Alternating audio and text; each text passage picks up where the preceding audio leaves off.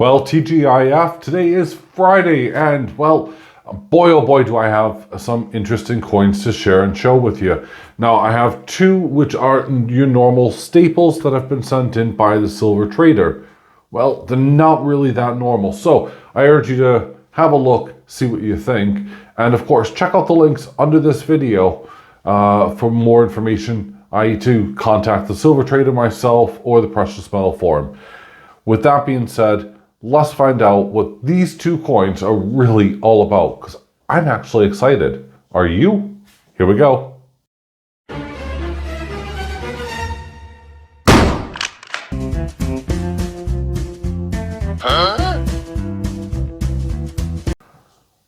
Alrighty then, so we're going to start off with the Perth Mint. Yep, a well-known brand, and in fact, something, at least a coin I featured earlier this week was another Perth Mint, and it's a brand new 2023. Yes, you are reading it right. It does say 2022, but let me explain.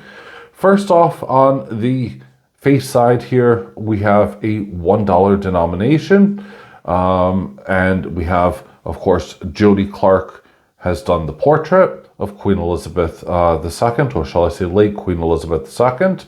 And to commemorate this and to honor this, we have, well, something kind of special, something that you won't see again for, well, a while, hopefully.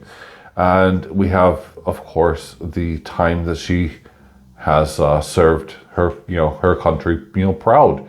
So we have 1952 to 2022. And yep, it is a special, unique coin. In fact, I can see collectors going for one of these for years to come. I mean, this is something I am personally going to be adding to my collection, as is the next coin that I'm going to be featuring as well, and sharing with you guys shortly. So, as you would expect, this is, the Australian kangaroo. It's an iconic image. There's not a lot there that is, well, abnormal or changed. It still has the same milled edge going along the side. And yes, it still has the weird and wonderful striations, to prevent against counterfeiting on the kangaroo. We do have, of course, the correct year. There it is there, 2023. How often on a coin do you actually get 3 different years? That's interesting. Also, it's 1 ounce, 4/9 fine silver, as you guys know. And the designer is Ian Rank Broadley, featuring, of course, the typical red kangaroo, which my understanding was designed by a Dr. Stuart Devlin. There you go. And if I pronounced your name wrong in the Australian, I'm sorry. Have a beer on me, okay? Anywho, so we have Australian kangaroo at the top, and you can see it's really difficult in some respects to video and even film this because, they're trying to really do their best with anti-counterfeiting measures. So you're having these wavy lines is the only way to describe it, and it goes all the way throughout. Personally, I like the next coin a little bit better for security measures, but at least it's an effort that is being done. And, I applaud the Perth Mint, which, by the way, you can clearly see here, the Perth Mint sign there, the letter P, and yeah, there it is. So that is the Perth Mint Australian red kangaroo. And I'm not really quite sure what these illustrations are. It kind of looks like it's going through a giant wormhole's mouth. But, that's just a little bit of playfulness there on my behalf, or an exaggeration, I'm not sure, but it looks beautiful. So, what about coin number 2? What could it possibly be? Well, we're going to find out here. And, well, here it is. Another 23. And again, this one now has a denomination of $5. And this is, of course, the Royal Canadian Maple. And yep, there we are. We have Queen Elizabeth II again, late Queen Elizabeth II. And it is a stunning, iconic design. In fact, the Canadian maples have been around since 1988, and since 2021, they've utilized a unique security feature, which I'll show you shortly. If you're taking a look in the background here, and I'm not trying to blind you with the light, you'll see lots of striations going all the way along with it. In fact, it kind of makes some really cool patterns in the light. But again, you're going to find a very unique, design feature for this year only. And again, it says 1952 to 2022. Again, there's 3 years being featured on the coin. This one all on one side, so it's again a very special. Now, normally with Canadian maples, these are a staple. Both of these coins are staples, and are usually just above spot or thereabouts. You get these cheaper than you would when instead of buying, let's say, some kind of high class premium coin. It comes with, again, the milled and reeded edge, and then here we are with the iconic, or shall I say now the new security features since 2021, and of course that is the minute maple leaf, and that is actually something that's super hard to fake. So let's have a look here. We have Canada, 4/9 fine, so 2 coins here, both 4/9 fine silver, 1 ounce, argent pure.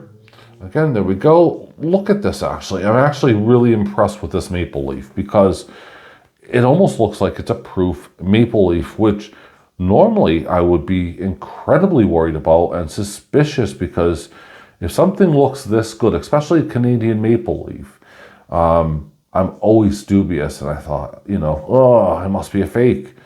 But look at the designs, look at the textures, everything is showing up as it should and as the designer intended. And in fact, the security feature again, there it is. We have the year inside of the maple leaf, so we know that it's a 23. They'll be different on each one. And, I cannot see any signs whatsoever of any kind of milking or spotting. Now, we do know that that happens with both of these coins. That's why they're a staple, but also why they're usually cheaper. However, I think both of them, especially the Canadian Mint, have been working super hard with the cleaning process and so on and so forth. In fact, I'm gonna just excuse this for a second, carefully take this out, as you've just seen there, whilst not touching it or anything, so you can get a really clear idea of the quality. And I cannot see anything on here, any foreign objects or so on.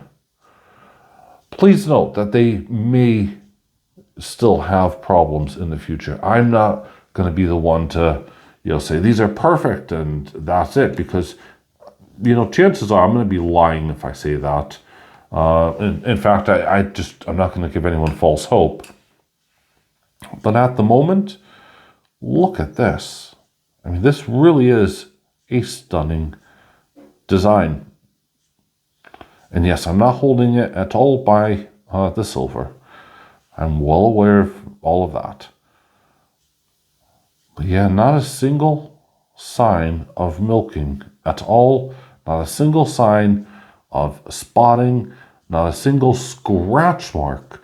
The Royal Mint should take some note here, because we have 2 separate countries that are putting out staple coins, and they're doing it to a very high standard.